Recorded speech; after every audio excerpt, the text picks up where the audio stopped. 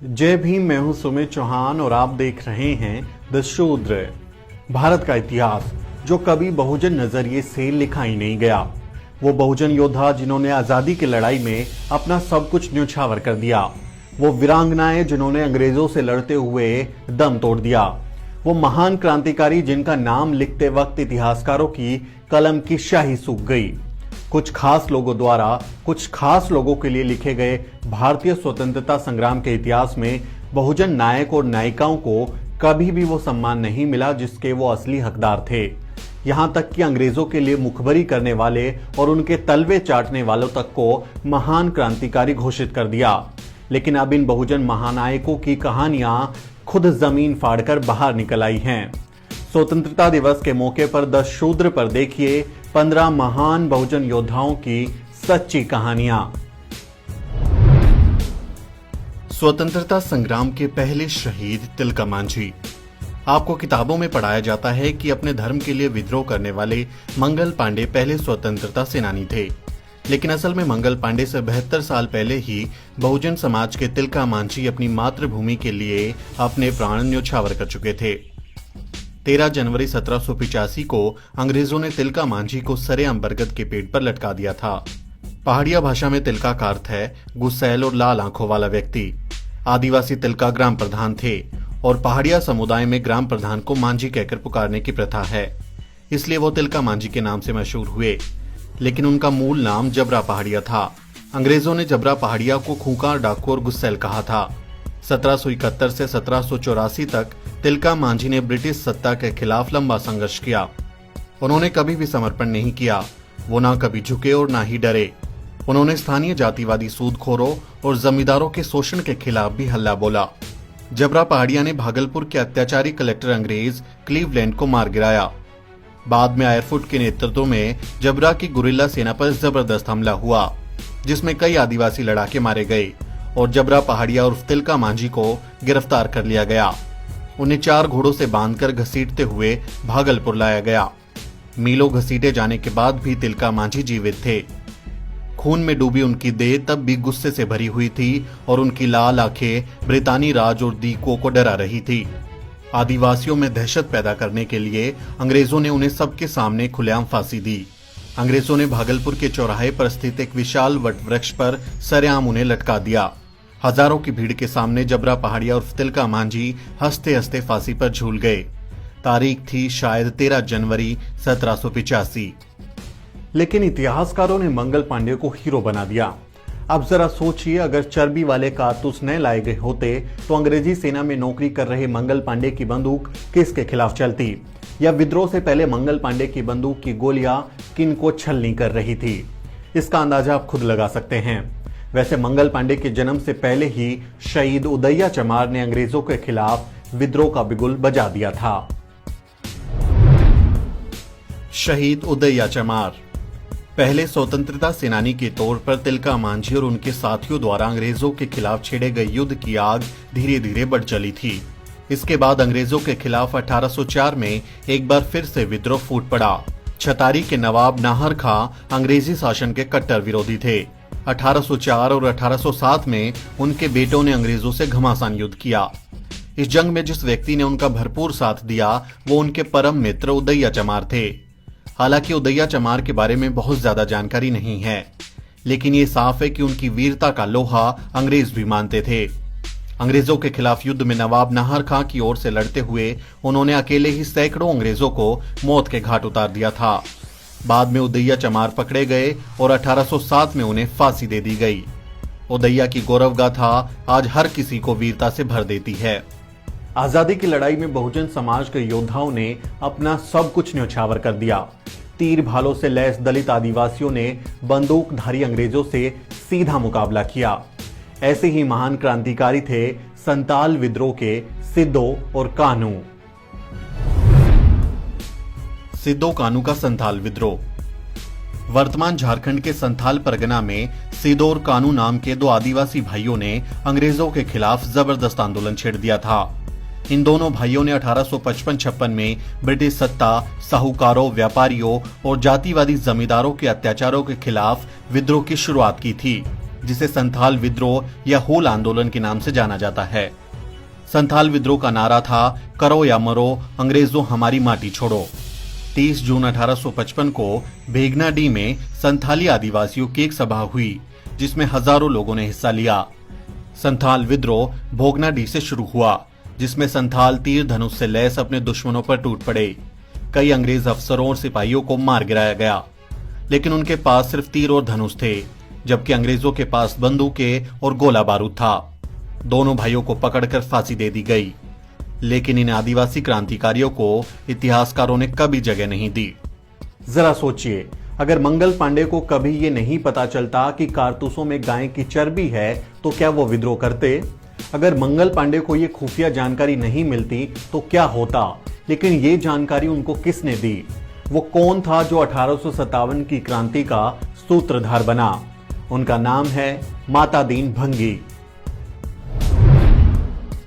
शहीद माता दीन भंगी। माता दीन के पुरखे अंग्रेजी शासन में सरकारी नौकरी में थे। माता दीन को भी बैरकपुर फैक्ट्री में खलासी की नौकरी मिल गई। यह अंग्रेज सेना के सिपाहियों के लिए कारतूस बनाए जाते थे। इन्हीं कारतूसों को तमाम हिंदू सैनिक अपने मुंह से खींचकर और बंदूकों में भरकर इस्तेमाल करते थे। माता दीन मल्ल युद्ध के शौकीन थे। वहीं मंगल पांडे भी अखाड़े में आया करते थे।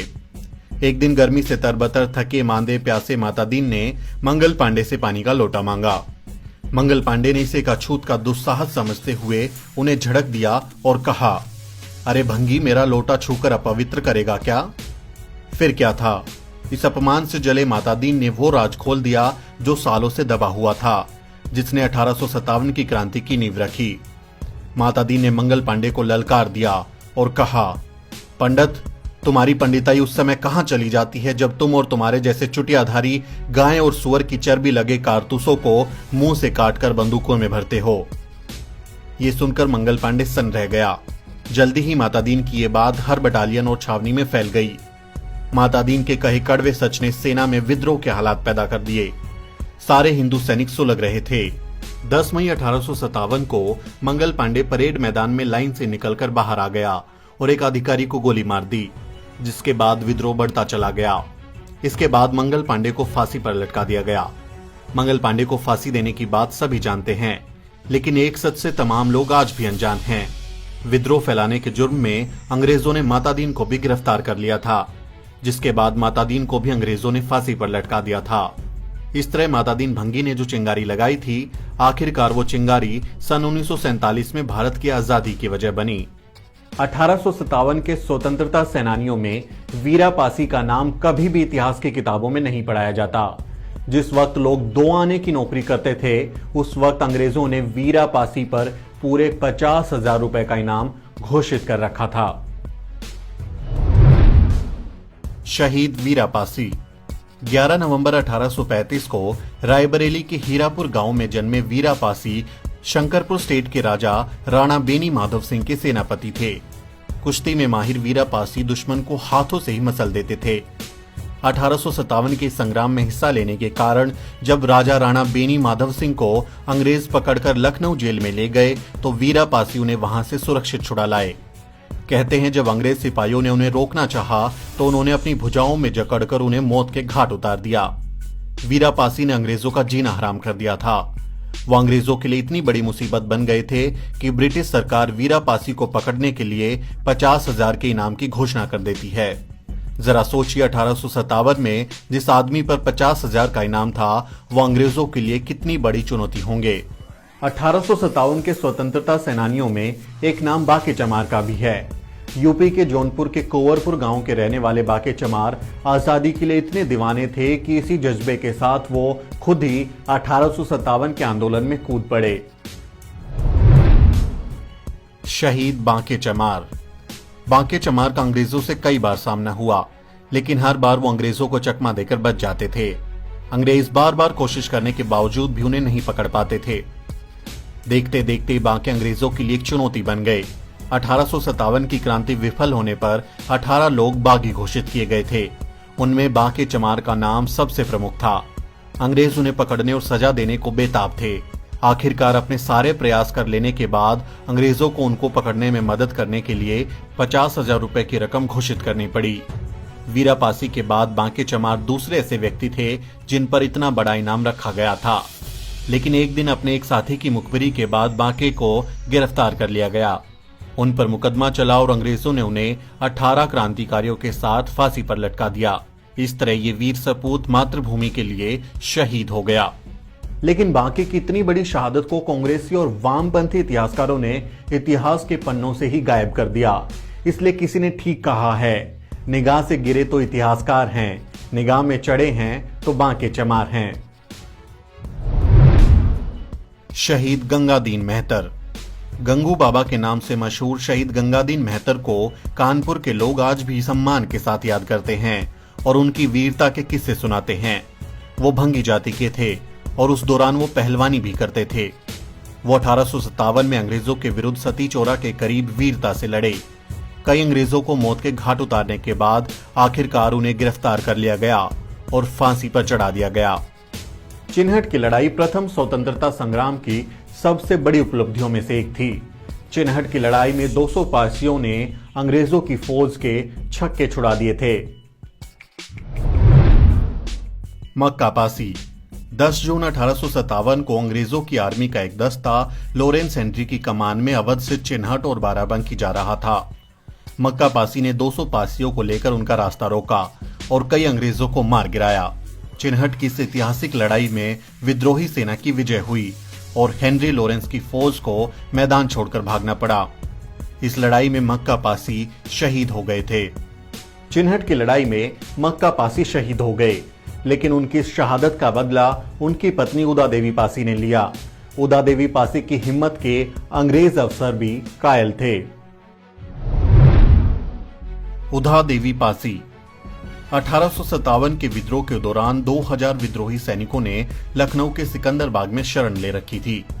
16 नवंबर 1857 को कोलिन कैंपवेल की अगुवाई में अंग्रेज सैनिकों ने एक सोची समझी रणनीति के तहत सिकंदरबाग की उस समय घेराबंदी की, जब विद्रोही सैनिक या तो सो रहे थे या बिल्कुल भी सावधान नहीं थे। उदा की अगुवाई में वाजिद शाह की स्त्री सेना की टुकड़ी भी हमले के वक्त इसी बाग में थी। असावधान सैनिकों की बेरहमी से हत्या करते हुए अंग्रेज सैनिक तेजी से आगे बढ़ते रहे। हजारों विद्रोही सैनिक मारे जा चुके थे। पराजय सामने नजर आ रही थी। मैदान के किस्से में महिला टुकड़ी के साथ मौजूद उदा देवी ने पराजय निकट देखकर पुरुषों के कपड़े पहन लिए। हाथों में बंदूक और कंधों पर भरपूर गोला बारूद लेकर वो पीपल के एक ऊंचे पेड़ पर चढ़ गई। ब्रिटिश सैनिकों को मैदान के उस हिस्से में आता देख उदा देवी ने उन पर फायरिंग शुरू कर दी। पेड़ की डालियों और पत्तों के पीछे छिपकर उन्होंने हमलावर ब्रिटिश सैनिकों को सिकंदरबाग के उस हिस्से में तब तक प्रवेश नहीं करने दिया जब तक उनका गोला बारूद खत्म नहीं हो गया। उदा देवी ने अकेले ही ब्रिटिश सेना के 2 बड़े अफसरों कूपर और लैम्सटन सहित 32 अंग्रेज सैनिकों को मौत के घाट उतार दिया था। गोलियां खत्म होने के बाद ब्रिटिश सैनिकों ने पेड़ को घेरकर उन पर अंधाधुंध फायरिंग की। कोई उपाय न देख जब वो पेड़ से नीचे उतरने लगी तो उन्हें गोलियों से छलनी कर दिया गया। लाल रंग की कसी हुई जैकेट और पैंट पहने उदा देवी की लाश जब पेड़ से जमीन पर गिरी तो उसका जैकेट खुल गया।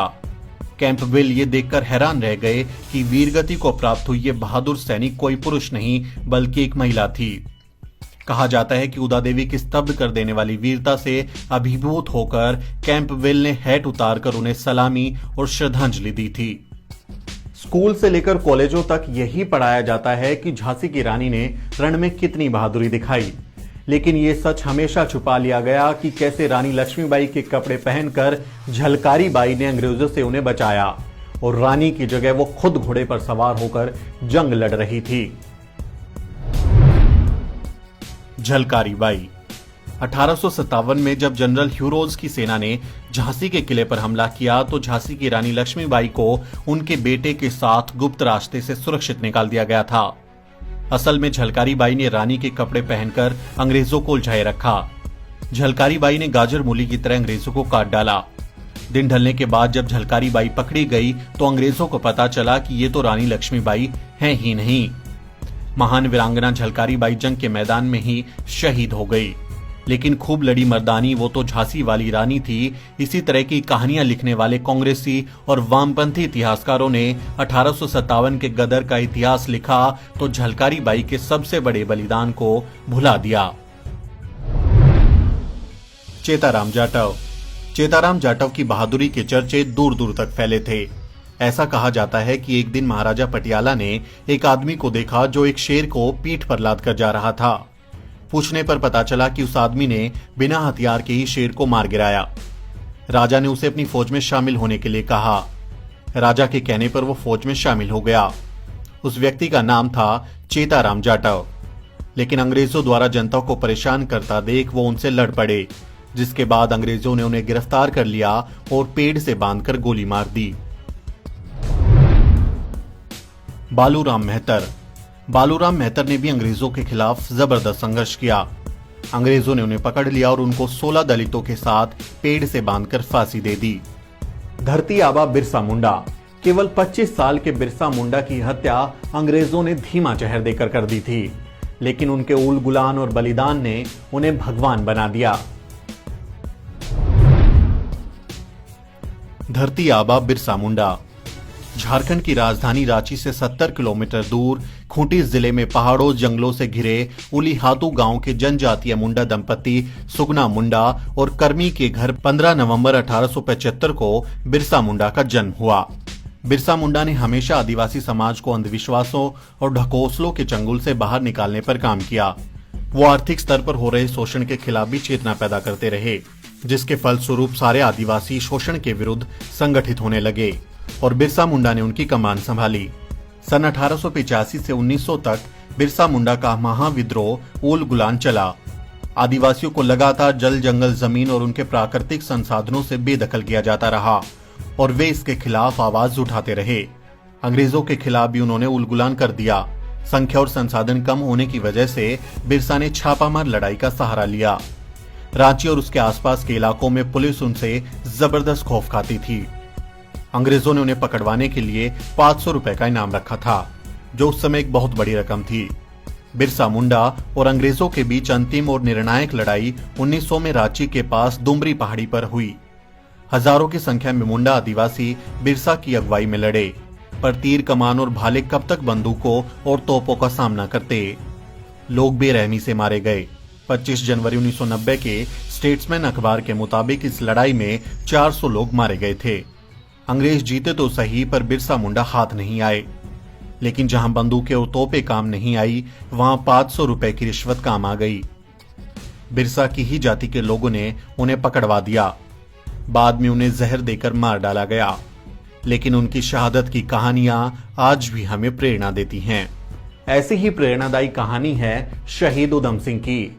एक ऐसा शहीद जिसने जलियांवाला बाग का बदला 6311 किलोमीटर दूर जाकर लिया। शहीद उधम सिंह। शहीद उधम सिंह एक ऐसा नाम है जो सदियों में एक बार पैदा होता है। जलियांवाला बाग कांड उनकी आंखों के सामने हुआ था, जिसके बाद उसका बदला लेना ही उन्होंने अपने जीवन का मकसद बना लिया था। सरदार उधम सिंह ने जलियांवाला बाग नरसंहार के समय पंजाब के गवर्नर रहे माइकल ओडायर को उसी की सरजमी पर गोलियों से भून डाला। 13 मार्च 1940 को लंदन के कैंगस्टन हॉल में उधम सिंह एक किताब में बंदूक छुपा कर ले गए और पंजाब के पूर्व गवर्नर माइकल ओडायर पर फायर कर दिया। इसके बाद उधम सिंह भागे नहीं बल्कि आत्मसमर्पण कर दिया। 31 जुलाई 1940 को उन्हें लंदन में फांसी पर लटका दिया गया। बाबू मंगूराम। बाबू मंगूराम जाति से चमार थे। उनका जन्म 1886 ग्राम मोगावाल, जिला होशियारपुर, पंजाब में हुआ था। वो देश के लिए जीवन पर्यंत संघर्षरत रहे। बाद में देश आजाद होने के बाद वो राजनीति में आ गए और गदर पार्टी नाम से अपनी पार्टी शुरू की। वो आजीवन समाज की भलाई के लिए काम करते रहे। इन कहानियों के जरिए हमारा ये मकसद नहीं है कि स्वतंत्रता संग्राम के बाकी सेनानियों के बलिदान और त्याग को कम आंका जाए। हम बस ये कहने की कोशिश कर रहे हैं कि इस देश को गुलामी की बेड़ियों से मुक्त कराने में हर तबके का योगदान है। बहुजन समाज ने इसके लिए बहुत बड़ी कीमत चुकाई है, लेकिन आज तक उनके योगदान को इतिहास में सही जगह नहीं मिली। ये वीडियो एक कोशिश है कि ऐसे बहुजन नायक और नायिकाओं को उतना ही सम्मान मिले जितना बाकियों को मिलता है। अगर आपको ये वीडियो पसंद आया है तो इसे अपने परिवार और दोस्तों के साथ शेयर करें। हमारा YouTube चैनल सब्सक्राइब करें और हमारे Facebook पेज को भी जरूर लाइक करें। इसके अलावा आप हमें ट्विटर और इंस्टाग्राम पर भी फॉलो कर सकते हैं।